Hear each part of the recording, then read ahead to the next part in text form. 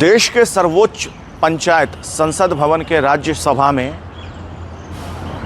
भाजपा के राष्ट्रीय अध्यक्ष जेपी नड्डा और कांग्रेस के राष्ट्रीय अध्यक्ष मल्लिकार्जुन खड़गे क्यों आमने सामने आ गए। देश के विभिन्न राज्यों के विधानसभा में आज क्या कुछ हुआ और क्या रही आज की सियासी घटनाक्रम, इन तमाम सभी खबरों को इस वीडियो के माध्यम से आप सभी के समक्ष लेकर आया हूं। नमस्ते, आप देख रहे हैं वयम भारत। मेरा नाम है आशुतोष। बात सबसे पहले कर लेते हैं राज्यसभा की। राज्यसभा में आज कई घटनाक्रम हुई, लेकिन सबसे प्रमुख बातें ये रही कि आज जेपी नड्डा ने कांग्रेस पार्टी पर संविधान बदलने का आरोप लगाया है। आपको याद होगा कि लोकसभा चुनाव के दौरान किस तरीके से कांग्रेस पार्टी, राहुल गांधी और विपक्ष के तमाम जो इंडिया अलायंस के जो सहयोगी दल हैं वो भारतीय जनता पार्टी पर आरोप लगा रही थी संविधान बदलने की। कह रही थी कि अगर 400 पार आ गया, बीजेपी को 400 सीट आ गई तो भारतीय जनता पार्टी जो है वो संविधान बदल देगी। लेकिन आज बीजेपी के राष्ट्रीय अध्यक्ष ने कांग्रेस पार्टी पर संविधान बदलने के आरोप लगाया। और ये आरोप क्यों लगाया है? क्योंकि डीके शिव कुमार, जो कि उप मुख्यमंत्री, डिप्टी सीएम हैं कर्नाटक में और कांग्रेस पार्टी के वरिष्ठ नेता हैं, उन्होंने एक बयान दिया और अपने बयान में उन्होंने कहा कि कर्नाटक में जो कॉन्ट्रैक्ट है, जो ठेका है, उसमें 4% मुसलमानों के जो रिजर्वेशन पे विवाद खड़ा हो रहा है, उस पर उन्होंने कहा कि हम मुसलमानों को आरक्षण देंगे, चाहे इसके लिए संविधान बदलने की ज़रूरत क्यों ना पड़े, संविधान भी बदल देंगे। ऐसा भारतीय जनता पार्टी का आरोप है। और इसी को लेकर के आज बाकायदा रविशंकर प्रसाद ने प्रेस कॉन्फ्रेंस करके कांग्रेस पर निशाना साधा। जेपी नड्डा ने तो यहाँ तक आरोप लगा दिया कि कांग्रेस पार्टी जो है वो संविधान बदलना चाहती है। किरण रिजिजू, जो कि केंद्रीय मंत्री हैं, भारतीय जनता पार्टी के नेता, उन्होंने भी राज्यसभा में बहुत कुछ कहा है। तो इन पूरे घटनाक्रम में से सबसे पहले ये देख लीजिए कि जयप्रकाश नड्डा, जेपी नड्डा, जो कि भारतीय जनता पार्टी के राष्ट्रीय अध्यक्ष हैं वर्तमान में और स्वास्थ्य मंत्री भी हैं देश के, उन्होंने क्या कुछ कहा है और किस तरीके से मल्लिकार्जुन खड़गे, जो कि कांग्रेस पार्टी के राष्ट्रीय अध्यक्ष हैं, दोनों ही नेता अपने अपने पार्टी के नेता सदन भी हैं राज्यसभा में। तो इन दोनों नेताओं का बयान सुन लीजिए पहले। ये और इसके साथ साथ जो वहां के डिप्टी चीफ मिनिस्टर हैं, जिसके बारे में रिजू जी ने रेफरेंस दी है, डिप्टी चीफ मिनिस्टर ने स्टेटमेंट दिया है हाउस में कि जरूरत पड़ेगी तो हम संविधान को भी बदलेंगे। This is a very serious matter. और ये लोग बड़े संविधान के रक्षक बनते हैं और ये लोग संविधान की रक्षा करने की बात सारे देश को बताते हैं, ढोल पीटते हैं, वो संविधान की धज्जियां उड़ाते हैं। ये इसके लिए हम लोग करते हैं। I want that such laws and rules should be withdrawn and discussion should take place and Congress party president and the leader of the opposition should answer this question. सुबह एक बात यहाँ पर निकली संविधान को बदलने की, और चंद सदस्यों ने और खासकर मिनिस्टर रिजिजू ने यह मुद्दा उठाया और उसको समर्थन करने में भी हमारे सदन के नेता भी उसको समर्थन करें। मुझे यही कहना है, ऐसी कोई बात कर्नाटक के मिनिस्टर ने नहीं कहा। संविधान बदलने की बात कोई नहीं कहा, कोई नहीं भी कहेगा हमारे तरफ से। अगर कुछ को होगा संविधान बदलने की बात जो बार बार आती है, उधर से आती है, इधर से नहीं। उधर से आती है। प्लीज। और माननीय चेयरमैन साहब ने ऑलरेडी ऑथेंटिकेट करने के लिए कहा, it is under his consideration, so please sir please. नहीं, वो उसीलिए जी मैं ये कहना चाहता हूँ आपको, आप निष्पक्षपात से सोचिए, अपने हृदय पे हाथ रख के सोचिए। क्या भागवत जी ने नहीं बोला सर? प्लीज क्या नहीं बोला संविधान का? और कई एमपीज बोले, यहाँ तक कि आरएसएस बीजेपी के लोग ये बोले कि अगर हमको 2/3 मेजोरिटी आएगा, Thank you. हम संविधान बदल के रहेंगे। थैंक यू, ये उठो थैंक यू माननीय लीडर। सुना आपने कि किस तरीके से जेपी नड्डा जो हैं वो कांग्रेस पार्टी पर निशाना साधा, जैसा कि मैंने पहले भी आपको बताया था, और किस तरीके से मल्लिकार्जुन खड़गे ने उनको पलटवार किया है। मल्लिकार्जुन खड़गे ने, आपने देखा वीडियो के माध्यम से कि उन्होंने कहा कि हम भारतीय जनता पार्टी की जो योजना है, भाजपा संविधान बदलना चाहती है, ऐसा मल्लिकार्जुन खड़गे ने आरोप लगाया, और ये हम होने नहीं देंगे, हम संविधान के रक्षक हैं, हम संविधान बदलना नहीं चाहते हैं। इसके अलावा आज किरण रिजिजू जो कि केंद्रीय मंत्री हैं, उन्होंने भी इस मुद्दे को लेकर के इस मुद्दे को सदन में उठाया। उन्होंने कहा कि कांग्रेस पार्टी का एक ऐसा नेता जो कि संवैधानिक पद पर है, कोई और नेता अगर कुछ बोलता तो हम सदन के बाहर भी इस पर बात कर लेते हैं, लेकिन मैं सदन में इसलिए इस मुद्दे पर बात कर रहा हूं क्योंकि एक संवैधानिक पद पर बैठा हुआ नेता, कांग्रेस पार्टी के डेप्यूटी सीएम कर्नाटक में, उन्होंने इस तरह की बात कही है कि मुसलमानों को आरक्षण दिया जाएगा और इसके लिए अगर संविधान बदलने की ज़रूरत पड़ेगी तो वो भी बदला जाएगा। किरण रिजिजू ने यह सदन में कहा, और सदन के बाहर deputy CM DK Shivakumar जो हैं, उन्होंने कैसे पलटवार किया है किरण रिजिजू पे और क्या सफाई दी है, इन दोनों नेता का बयान सुन लीजिए। One of the senior leader of the Congress party, very responsible Congress leader, who is holding a constitutional post, has made a statement that they are going to change the constitution of India to provide reservation in contract work to a Muslim community. Now, this statement, we cannot take this statement lightly, because if it was a statement made by any ordinary person, then we can understand, we can reply outside.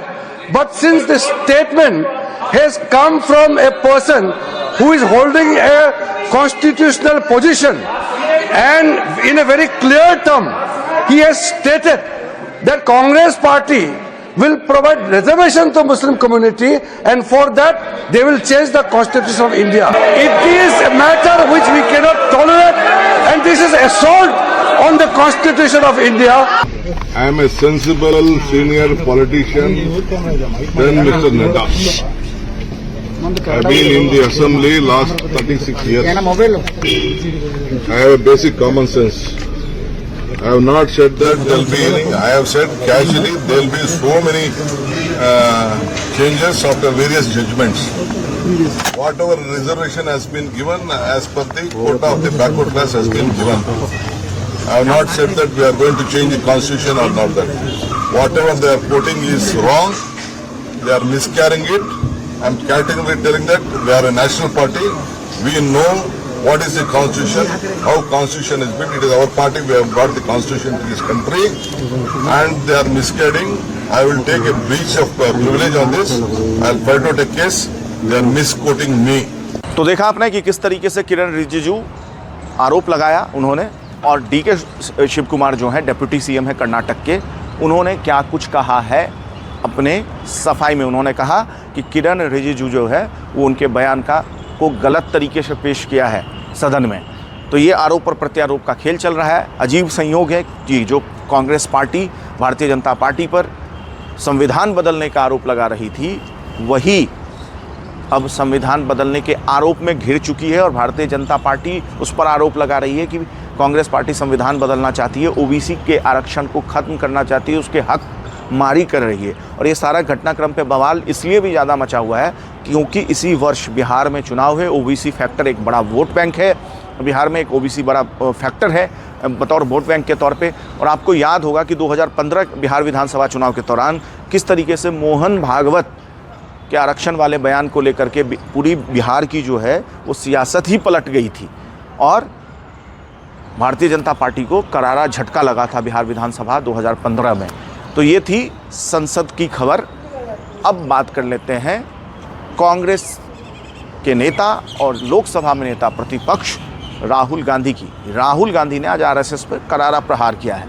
दरअसल NSUI जो कि Congress party का student unit है, छात्र संघ है, उसके द्वारा जंतर मंतर पर, दिल्ली के जंतर मंतर पर आज एक विरोध प्रदर्शन का आयोजन किया गया था, जिसमें राहुल गांधी पहुंचे थे। और राहुल गांधी ने राष्ट्रीय स्वयंसेवक संघ आरएसएस पर आरोप लगाया है कि आरएसएस जो है वो देश की शिक्षा व्यवस्था को ध्वस्त करना चाहती है, बर्बाद कर देना चाहती है, लेकिन वो ऐसा होने नहीं देंगे। क्या कुछ कहा है दिल्ली के जंतर मंतर पर एनएसयूआई के प्रदर्शन में नेता प्रतिपक्ष राहुल गांधी ने, उनका भी ये बयान सुन लीजिए। नमस्कार, मैं आप सबका यहाँ बहुत बहुत स्वागत करता हूँ। जो इंडिया गठबंधन के सारे स्टूडेंट्स ऑर्गेनाइजेशन है, आपका मैं यहाँ स्वागत करता हूँ। नमस्कार। मूड कैसा है आपका? अच्छा है? देखिए,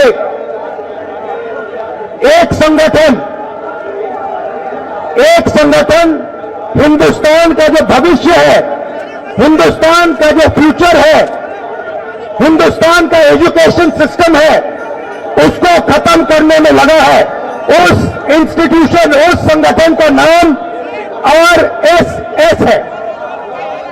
भाइयों बहनों, सच्चाई है कि अगर हमारा शिक्षा का सिस्टम उनके हाथों में चला गया, जो आस्ते आस्ते जा रहा है, तो ये देश बर्बाद हो जाएगा। इस देश में किसी को रोजगार नहीं मिलेगा और ये देश खत्म हो जाएगा।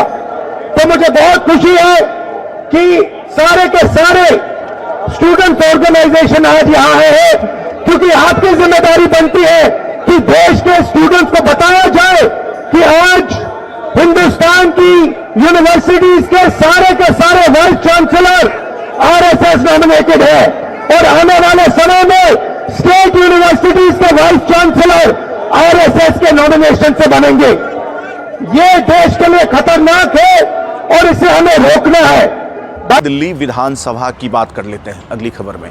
देखिए, दिल्ली विधानसभा में बजट सत्र चल रहा है। आज से बजट सत्र शुरू हो गया है और कल दिल्ली का बजट पेश होगा। इससे पहले आप विजुअल के माध्यम से देख सकते हैं कि बाकायदा आज दिल्ली की मुख्यमंत्री रेखा गुप्ता ने खीर बनाया और खीर सेरेमनी का आयोजन किया गया, जिसमें समाज के विभिन्न वर्गों को भी बुलाया गया था, निमंत्रण दिया गया था। इसके साथ साथ दिल्ली के ऑटो चालकों को भी इसमें बुलाया गया था। खुद रेखा गुप्ता ने खीर पकाया और विधायकों को और तमाम लोग जो वहाँ पर उपस्थित थे उसको उन्होंने खीर खिलाया।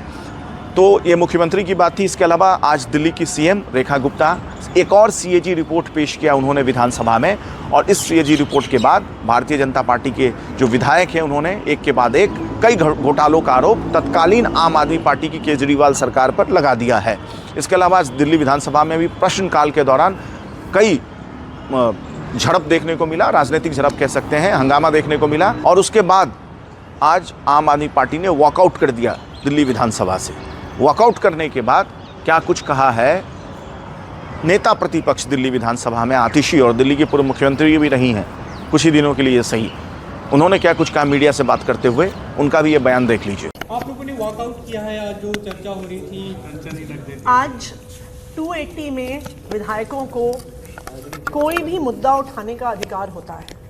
जब आम आदमी पार्टी के विधायक प्रेम चौहान जी ने 2,500 रुपए की महिला समृद्धि योजना का मुद्दा उठाया, तो विधानसभा अध्यक्ष विजेंद्र गुप्ता जी ने उन्हें बोलने ही नहीं दिया। उन्होंने 280 लगाया, ड्रॉ ऑफ लॉट से उनका मुद्दा निकल कर आया, लिस्ट ऑफ बिजनेस में प्रिंट हो गया।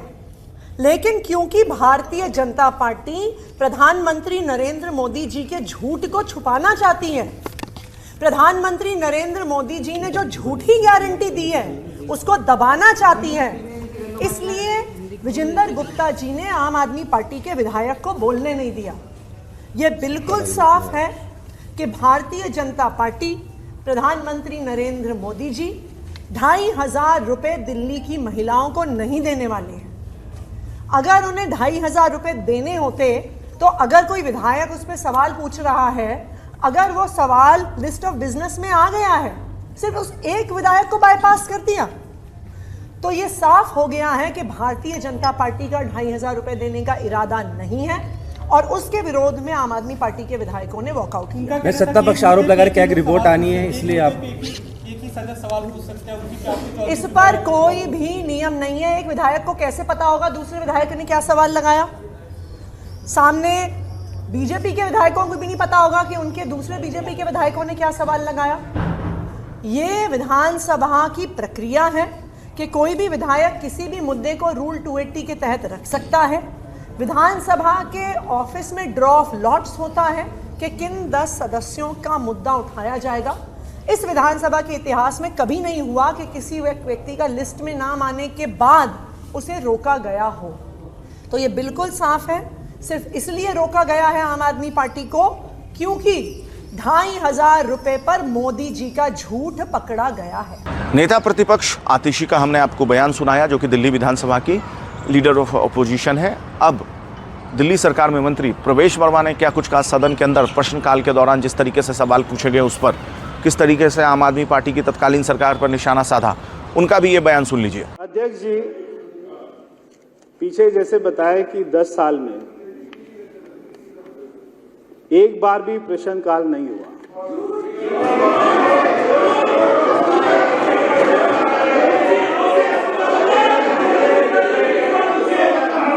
अच्छा कितने, लेकिन ये तो सच है ना। अच्छा कितने साल से नहीं हुआ, ये बता दो कितने कि 2024 में कितने साल से नहीं हुआ, ये तो बता दो। अच्छा कितने प्रश्नकाल हुए? साल से नहीं हुआ, ये तो बता दो। जब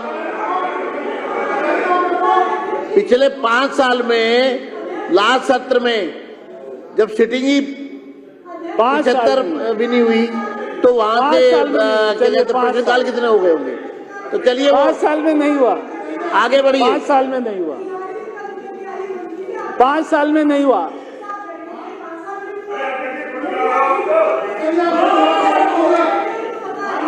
अच्छा देखिए, 2024 में एक भी प्रश्नकाल नहीं हुआ। 2024 में मैं बता रहा हूं ना, वर्ष 2024 में एक भी प्रश्नकाल नहीं हुआ। आगे बढ़िए। मैं पूरे आंकड़े पेश कर दूंगा सदन के समक्ष। पूरे आंकड़े, आपकी जो क्वेरी है, पूरे आंकड़े पेश कर दिए जाएंगे। धन्यवाद। सदन के समक्ष सुन ले। अच्छा सुनिए।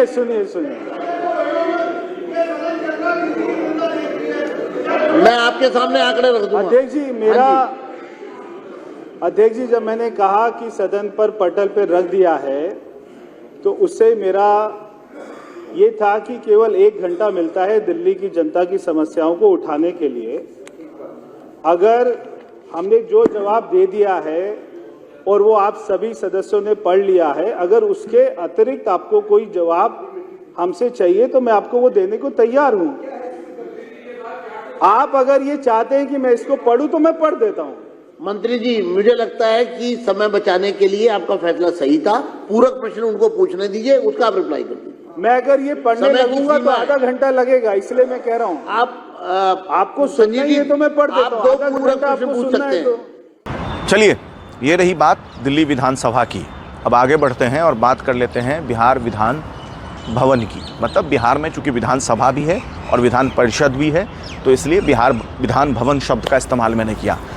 बिहार विधान भवन के बाहर आज आरजेडी के जो एमएलसी हैं, member of legislative council, RJD के कोटे से एमएलसी ने बिहार में बढ़ते अपराध और कानून व्यवस्था को लेकर के प्रदर्शन किया। तो वहीं दूसरी तरफ नेता प्रतिपक्ष तेजस्वी यादव, जो कि विधानसभा में नेता प्रतिपक्ष है, उन्होंने कानून व्यवस्था को लेकर के बाकायदा नीतीश सरकार पर एक के बाद एक कई निशाना साधा। देखिए आप किस तरीके से तेजस्वी यादव ने बिहार सरकार और मुख्यमंत्री नीतीश कुमार पर हमला बोला है। अपराध की खबरों से अखबारों का रंग लाल और सरकार का मुंह काला हुआ पड़ा है महोदय। एनसीआरबी का आंकड़ा देखे तो 2005 के अनुसार के बाद 20 साल में 65,000 से अधिक हत्याएं हुई। 20 साल का इनका शासन का 65,000 से ज्यादा हत्याएं हुई हैं, 25,000 रेप हुआ है, 1 लाख किडनैपिंग हुई है, 3 लाख चोरियां हुई हैं महोदय। ये स्थिति अपराध की। और पिछले साल कम्युनल वायलेंस में बिहार देश में दूसरे नंबर पे रहा महाराष्ट्र के बाद। ये आंकड़े हैं महोदय एनसीआरबी का। और बिहार पुलिस की तो ऐसी स्थिति हो गई है कि अपराध इतना बढ़ गया कि अपना जो वेबसाइट है biharpolice.nic.in उसमें अपलोड ही नहीं कर रही है डाटा। कई सालों से डेटा अपलोड नहीं कर रही है। क्या चीज का डर है? ताकि भेद खुल जाएगा क्या? लेकिन अध्यक्ष महोदय, ये सारा डेटा हम लोग जो है कंपाइल करके रखे हुए हैं महोदय। तो सुना आपने क्या कुछ कहा है नेता प्रतिपक्ष बिहार विधानसभा में तेजस्वी यादव ने। चलिए बात कर लेते सब अब महाराष्ट्र की सियासत की। और महाराष्ट्र की सियासत में इस वक्त भूचाल आया हुआ है। भूचाल क्यों आया हुआ है? कुणाल कामरा जो कि स्टैंड अप कॉमेडियन है, बहुत पॉपुलर है, उन्होंने वर्तमान में महाराष्ट्र के डिप्टी सीएम और पूर्व सीएम एकनाथ शिंदे पर बिना नाम लिए हुए कुछ कमेंट कर दिया अपने वीडियो में। और इस वीडियो के पोस्ट होने के बाद उन्होंने वीडियो अपने सोशल मीडिया प्लेटफॉर्म पे डाला, जिसके बाद महाराष्ट्र की सियासत में बवाल हो गया। बाकायदा शिवसैनिक जो शिंदे गुट के शिवसैनिक हैं वो भड़क गए, उनके सेट पर जाकर तोड़फोड़ किया, उस होटल में तोड़फोड़ किया जहां पर ये वीडियो शूट किया गया था। और शिवसैनिकों का आरोप है कि जिस होटल में उन्होंने तोड़फोड़ किया उसी होटल में इस वीडियो को शूट किया गया। इसके अलावा महाराष्ट्र के जो मुख्यमंत्री हैं देवेंद्र फडणवीस, उनको भी सामने आना पड़ा। उन्होंने कहा कि एकनाथ शिंदे को महाराष्ट्र की जनता ने यह साबित कर दिया वोट डाल के कि वही बाला साहब ठाकरे के असली वारिस हैं और उनके पास जो शिवसेना है वही असली शिवसेना है। क्या कुछ कहा है देवेंद्र फडणवीस ने, उनका पहले ये बयान सुन लीजिए और उसके बाद उद्धव ठाकरे किस तरीके से कुणाल कामरा के बचाव में आए उस पर भी बात करेंगे। पहले देवेंद्र फडणवीस का ये बयान सुनिए। जो जिस प्रकार से स्टैंड अप कॉमेडियन कामरा इन्होंने एक गीत के माध्यम से महाराष्ट्र के पूर्व मुख्यमंत्री और विद्यमान उप मुख्यमंत्री श्री एकनाथ शिंदे जी को अपमानित करने का प्रयास किया है, ये गलत है। हम इसकी निंदा करते हैं। ऐसी चीजों को सहन नहीं किया जा सकता। कामरा को मालूम होना चाहिए कि 2024 के चुनाव में जनता ने निर्णय कर दिया है कौन गद्दार है कौन खुद्दार है। और स्वर्गीय शिवसेना प्रमुख हिंदू हृदय सम्राट बाला साहब ठाकरे जी की विरासत ये शिंदे जी के पास है, इस पर जनता की मोहर लगी है। तो कोई स्टैंड अप कॉमेडियन खड़ा रहकर इस प्रकार से उनको गद्दार नहीं कह सकता। जनता ने दिखा दिया। तो सुना आपने क्या कुछ कहा है महाराष्ट्र के चीफ मिनिस्टर देवेंद्र फडणवीस ने एकनाथ शिंदे के समर्थन में। इसके अलावा महाराष्ट्र में कई जगह तोड़फोड़ भी होगी। अब उद्धव ठाकरे से जब इस मामले में पूछा गया तो उद्धव ठाकरे ने कुणाल कामरा का बचाव किया। उन्होंने कहा कि कुणाल कामरा ने क्या कुछ गलत नहीं कहा, मैं उद्धव ठाकरे के बातों को कोट कर रहा हूँ। उन्होंने कहा कि कुणाल कामरा ने कुछ भी गलत नहीं गाया, उस गीत में कुछ भी गलत नहीं, गद्दार को गद्दार ही बोला जाएगा। उद्धव ठाकरे का भी बयान सुन लीजिए। क्या कहेंगे सर, कुणाल कामरा को लेकर अब एक्शन हो रहा है? कुणाल कामरा ने मुझे नहीं लगता कुछ गलत कहा है। गद्दारों को गद्दार करना ये किसी पर हमला करने की बात नहीं है। जो गद्दार है वो गद्दार है। तो ये थी आज की अभी तक की प्रमुख खबरें जो कि मीडिया की सुर्खियों में बनी रही। इन सभी खबरों को एक वीडियो के माध्यम से संक्षिप्त में आप सभी के समक्ष पेश करने की मैंने कोशिश की है। अगर ये वीडियो आपको अच्छी लगी तो इस वीडियो को शेयर ज़रूर कीजिएगा। अगर आप ये वीडियो हमारे YouTube चैनल पर देख रहे हैं तो हमारे चैनल को सब्सक्राइब कर लीजिए, हमारे फेसबुक पेज को लाइक कीजिए। नमस्ते।